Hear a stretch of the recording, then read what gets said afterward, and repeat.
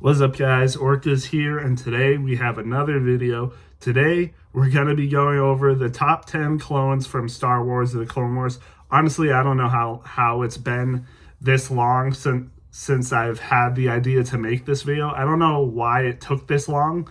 What I'm trying to say is, I mean, this should have been like one of the more obvious ones to do earlier. Like, I've already done Jedi, I've done villains, I've done bounty hunters. And I was gonna do just heroes in general, but then I was like, wait a minute, why haven't I done clones yet? Like, I don't know. This one was so obvious, but I'm doing it now, finally. It's been a while since I've made a Clone Wars video or Star Wars video in general.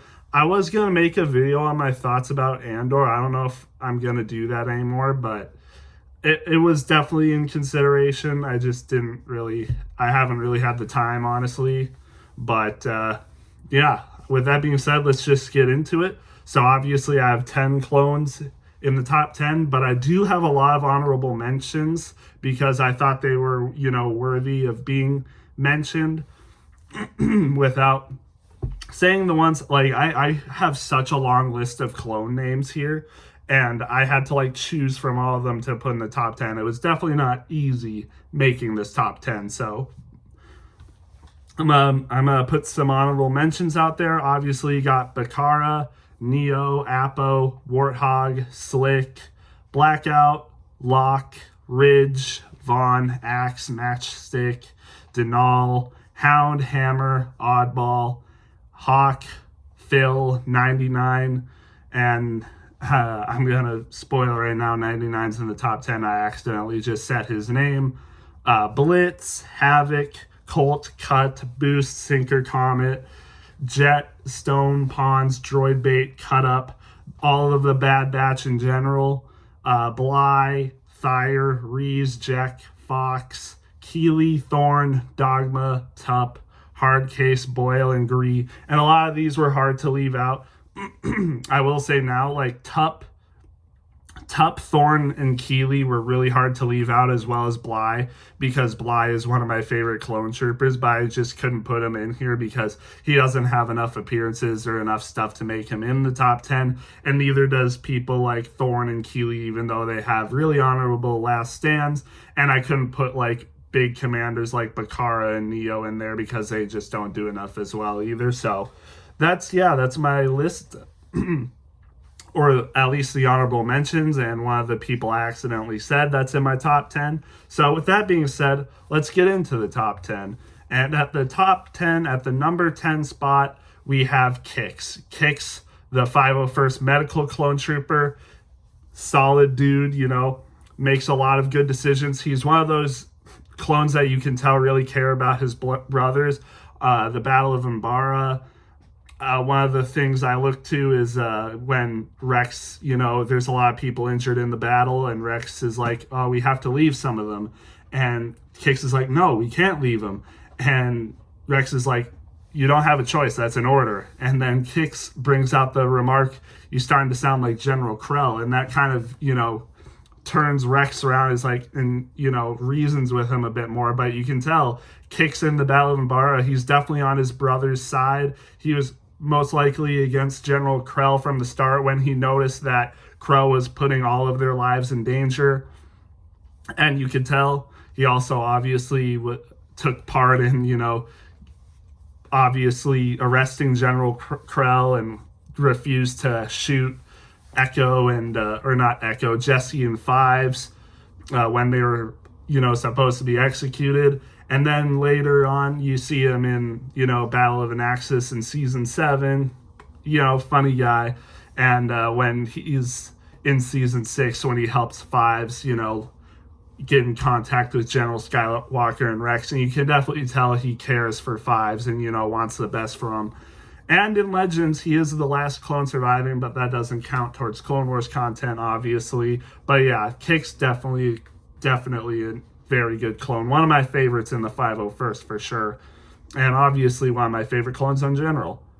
At number 9, we have Jesse.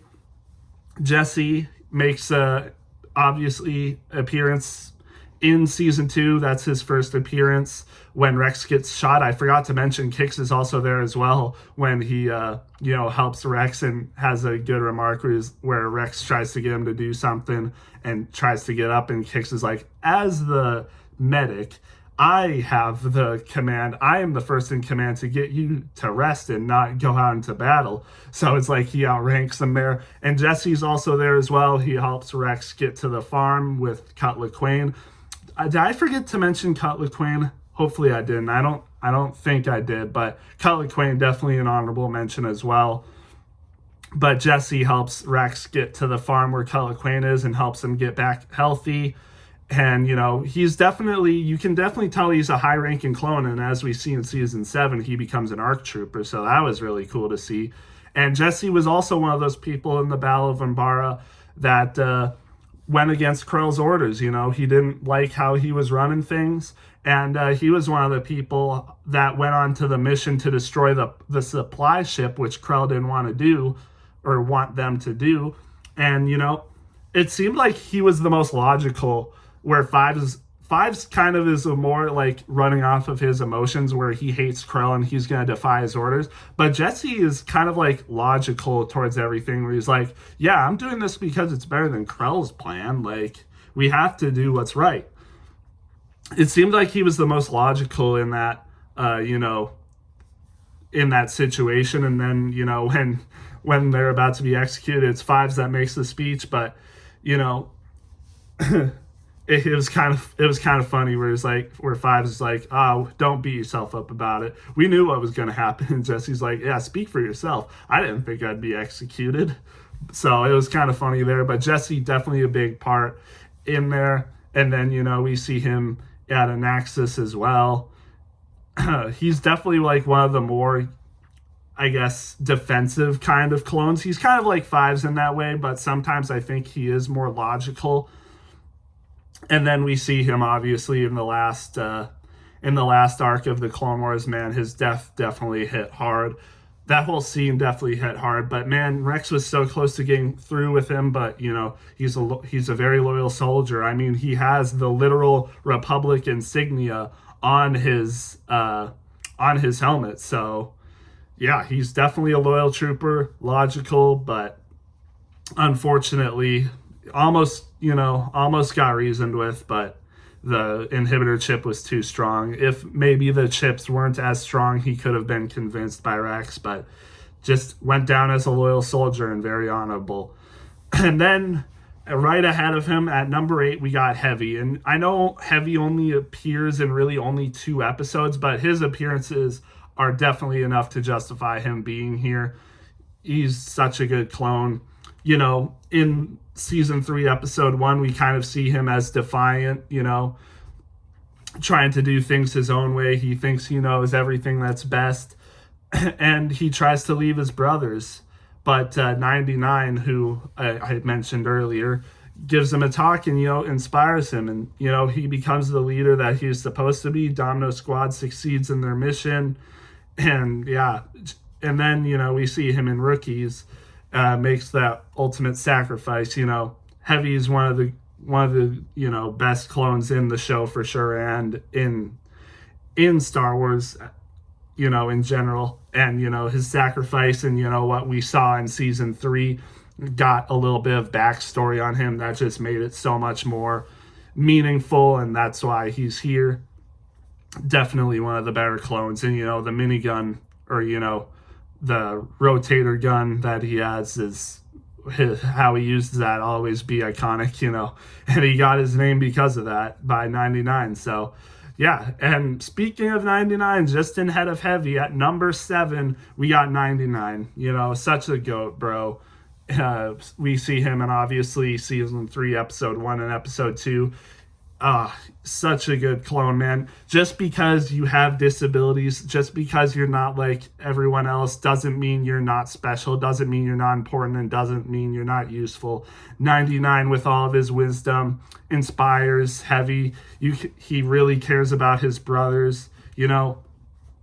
Even though he can't fight like his brothers, he is just as worthy of a soldier as they are. such a good clone, man. And his death, of course, also really hits hard. It really does. uh, yeah, that was a rough scene for sure. One of the multiple moments in the show that can get me emotional, or at least make me feel something. But yeah, heavy or not heavy, 99. Both of them are goats, but 99 definitely is as well. Like, just wanted to help, be useful, and he did good at that battle, and the way he died, just sad, man. But he's definitely worthy of being in the top 10 for sure. Arguably could be put higher on the list, but honestly, a lot of this comes down to like personal favorites of mine as well. And that's why at number 6, I have Waxer. And honestly, I don't think a lot of people would put Waxer ahead of 99 and maybe even like Heavy, but I just like Waxer, dude. When we see him in the Battle of Ryloth, when, how he interacts with his friend Boyle, who I had as an honorable mention as well. It's just short of making the list.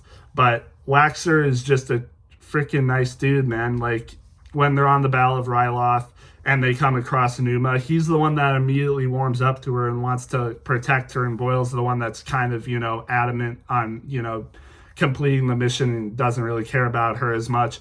But Waxer warmed up to her immediately and took care of her.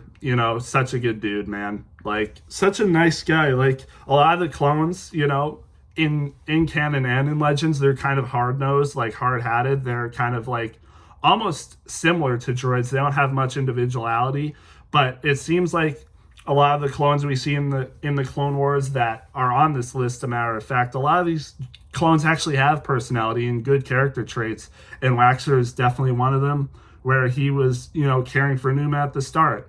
And, later we see that he puts Numa on his helmet, like a painting of Numa on his helmet. We see him in the Battle of Geonosis as well, rescues Kenobi. There's some of the best in the 212th, some of the best ranking clones. And yeah, he's very skilled. And then it comes at the Battle of Umbara. We see him die. Yeah. Shot down by his own brothers because of General Krell. That is such a sad scene, man, and that is definitely one of the moments in the show that get me emotional as well. Such a sad scene, man. Just, yeah.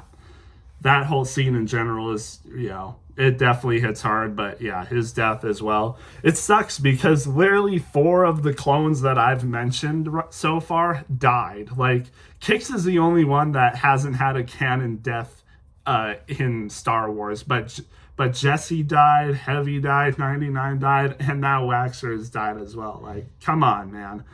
This is fortunately we get to some clones now that don't die or don't have sad deaths at all. But yeah, his death was definitely hard, and I really cared about Waxer in this show. I wish we got more of him as well, but he lives on as definitely one of the most important clones and one of the most notable clones in Star Wars. So that's why he's at number 6. And number 5, we have a fan favorite, finally, kind of. Like, it's definitely expected that he would be higher up on this list. We got Commander Cody. I mean, how couldn't he be on this list? I mean, he's in the top 10, I would say, of almost everyone's favorite clones. And, he's like one of the only clones that had a speaking role in Revenge of the Sith, probably the biggest figure clone in Revenge of the Sith. And then we see him in the Clone Wars, and he's just as good, if not better. Probably better because he gets more stuff to do. And when we see him in the Bad Batch, doesn't count towards this, list. But when we see him in the Bad Batch, that was just amazing. Like, I loved his appearance and made me like him even more. But for this show in general, he's number 5. And, he has a lot of stuff to do in this show. We see he has a good relationship with Captain Rex. They do a lot of stuff together. We get to see his relationship more with Obi-Wan, and that's really cool. You can definitely tell he's, a stickler for the rules and stuff, and, is a hard general. But you can definitely tell he's not as, hard, cold as some other generals like Neo and Bakara. Like, he actually, has a good personality, and you can definitely tell he's one of the better clones. And we see that with the Bad Batch, like I said, but for this show as well, like, you can tell he's definitely one of the, better clones with personality, I should say. Yeah, his appearances in this show is definitely nice, and it's really cool to see Cody in this show and how he interacts with people like Rex and all the other people. It's nice. It's nice to see him have a big role in this show. One of my favorite remarks of him is when they're going to the Battle of Geonosis, and Obi-Wan's like, yeah, you didn't miss much last time. I was chained in an arena with animals trying to kill me. And Cody's just like, that sounds entertaining. It was. Yes, it really was for the Geonosians. But yeah, that was funny. But at number 4, we got another fan favorite, of course. We got Echo, ARC Trooper Echo. Obviously he's an ARC Trooper later in the show, but Echo is definitely one of the more important ones. Obviously, Domino Squad along with Fives and Heavy. And still, Echo, fun fact, is one of the only characters, I think, yeah, he is the only character in Domino Squad that doesn't have a canon death yet. It's not confirmed how he dies yet. Last time we've seen him was Bad Batch Season 3 after Mount Tantus, and then I can't remember, but I think he was going to try to, continue to help the clones, find homes and stuff like that, continue to help the clones that have been displaced, and I think continue to fight against the Empire with, what's her name? I forget her name. It was started with an E maybe. But yeah, whoever that character was, I forget her name. But yeah, he was definitely very important in the Clone Wars as well, from his origins with Domino Squad. Him and Fives are the only one that survived the Rishi Moon attack. And then we see him later in Season 3. Obviously, with his training, he's one of those people that wants to, stay on. He's like one of the most competent people in that group at first, where he's actually trying to get stuff done and, trying to, look out for the team, trying to complete things with the team as well. He relays orders and stuff, and that's how he gets his name Echo, because he repeats all the orders that they get.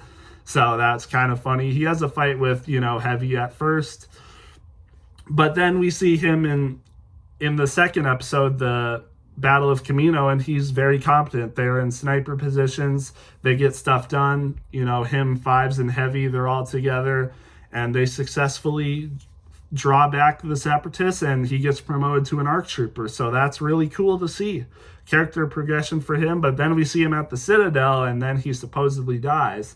But he's not dead, because in Season 7, he is rescued by Rex, and we get to see how competent he really is as well, even after that, and how his relationship with Rex is. You can tell Rex definitely cared for him. We don't really see much of that in the Clone Wars, but you can tell how much Rex cared for him, and, behind the scenes, you can tell they definitely all had a, strong, brotherhood and relationship. So, again, yeah, really, really cool to see, and Echo is definitely a very important character for me. He's one of my favorite members in the Bad Batch. He honestly might be my favorite member in the Bad Batch, even over Hunter and Crosshair. I really like Crosshair, but Echo is definitely one of the goats, man. He's I really like him, and he's really cool in this show as well. Maybe not as much character progression as some other clones in the 501st and coming up, but I like him a lot. That's why he's so high up. And number 3, this is kind of like a biased favorite for me, but Commander Wolf. And I think it's justified that he's up this high, because he does make a lot of appearances in this show. Obviously, Dave Filoni, with Plo Koon being his favorite Jedi, obviously makes the Wolf Pack the 104th, behind Plo Koon, one of the more prominent legions in the Clone Wars. And they make a lot of appearances, like rescue missions and stuff. I think of, the Slavers Arc, Kadavo, rescues the Tigrudans, pretty cool stuff there. We see him on Felucia. That was really cool. But the Ahsoka kidnapped arc, when we see him on that one planet, I forget what it's called, but with the little dinosaur creatures, and he's just fed up with everything. It's hilarious. He's definitely a cool clone as well. And then we see him with the arrest of Ahsoka Tano, trying to arrest her. he's definitely one of those clones that sticks to his job as well, wants to complete the missions. And, where he's definitely kind of hard, but, he's doing it for the right reasons. Like, they're obviously in war. He's not going to be like a suck up, lighthearted all the time, but he's still definitely a very cool clone. And, his personality is definitely really funny, where he's just fed up with everything. He's just done with everything. But then we see him in the Bad Batch. Obviously, again, like I said, doesn't count towards this list, but his appearance in the Bad Batch is definitely very memorable as well. Definitely really cool. I hope we get to see more of him. We also see him in Rebels, obviously. Did I forget to put Gregor as an honorable mention? I'm just now realizing I don't think I mentioned Gregor, because I'm thinking about Rebels with Wolf, Rex, and Gregor. If I didn't put Gregor on this, I don't think I did. Man, I am sorry. I definitely should have put Gregor as an honorable mention. And arguably, he could have been top 10, but he only makes like one appearance in the show. But it's definitely very memorable. He's kind of like a Thorn character, in my opinion, for the Clone Wars. Maybe a little bit more, but yeah, definitely an honorable mention there. But back to Wolf, we see him in Rebels as well.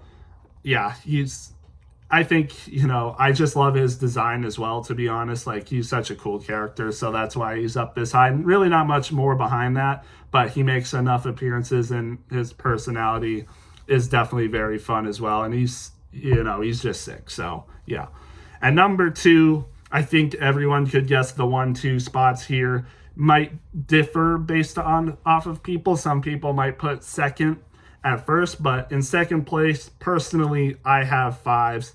Fives definitely one of the most, what's the word? Fleshed out. He's definitely one of the most fleshed out clones. Not even just clones, but even characters in the Clone Wars. His story progression from when he was in Domino Squad, in the training facility, to when he becomes an ARC trooper. And then, we see him at the Citadel as well, and Umbara. Umbara is definitely one of his most, critical character progressions, where he's against General Krell and, makes some bold decisions and all that. Very well, rounded character. Definitely one of the better ones. He definitely acts on his emotions a lot, but a lot of the times it's for the right reasons. Sometimes he just doesn't go about them how he should. And, he can get pretty aggressive. And we see that in the Fives arc in season 6, rest in peace. I mean, he was so close. Like, he had the right idea, but sometimes, some people just get too carried away. And I think a lot of the decisions he made was, kind of happened, kind of laid the building blocks to him failing. But man, he was so close. I mean, imagine if he could have uncovered it to someone at least. The Star Wars universe as a whole would have been changed, but unfortunately he dies. And again, one of the more emotional moments in the show for sure. Like, just so sad, man. And Rex is there with him as well and everything. Such a good character, man. You just have to watch the episodes he's in for yourself, especially Umbara, especially the season 6 arc. But yeah, he is one of the more well-rounded clones and characters in the Clone Wars and Star Wars in general. One of my favorite characters for sure. Like, you really just can't get much better than Fives. But the only reason you can get a little bit better than Fives is because Rex exists. And number 1, I have Captain Rex, of course. Who else could it be? I think, besides like maybe Anakin and Ahsoka in the Clone Wars, I would say Rex has the best character progression, one of the best written characters as well. When we first see him in season 1, doing missions with Commander Cody, how he, apprehends Slick as a traitor. At the start, you can definitely tell Rex is like 100% for the Republic, will do everything it takes to defend the Republic, and, all about the rules and everything as well, kind of like Cody in some ways. But then we see like different things happen.